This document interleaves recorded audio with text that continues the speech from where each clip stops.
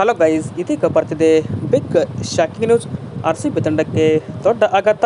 ತಂಡದಿಂದ ವಿರಾಟ್ ಕೊಹ್ಲಿ ಹೊರಗೆ. ಯಾಕೆ ಹೊರಗೋದ್ರು, ಏನಾಯ್ತು ಅಂತ ಪ್ರತಿಯೊಂದು ಮಾಹಿತಿಯನ್ನು ಡಿಟೇಲ್ ಆಗಿ ಈ ಒಂದು ವಿಡಿಯೋದಲ್ಲಿ ಹೇಳ್ಕೊಡ್ತಾ ಬರ್ತೀನಿ.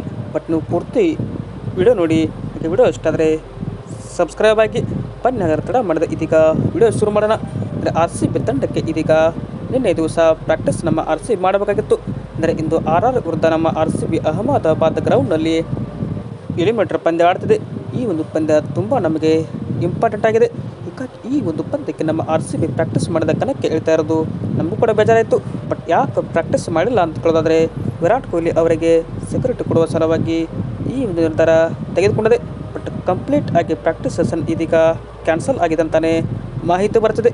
ಬಟ್ RCB ಪ್ರಾಕ್ಟೀಸ್ ಮಾಡಿದ ಕಣಕ್ಕೆ ಇಳಿದು ಈ ಒಂದು ಪಂದ್ಯ ಗೆಲ್ಲುತ್ತಾ ಅಥವಾ ನೋಡಬೇಕು.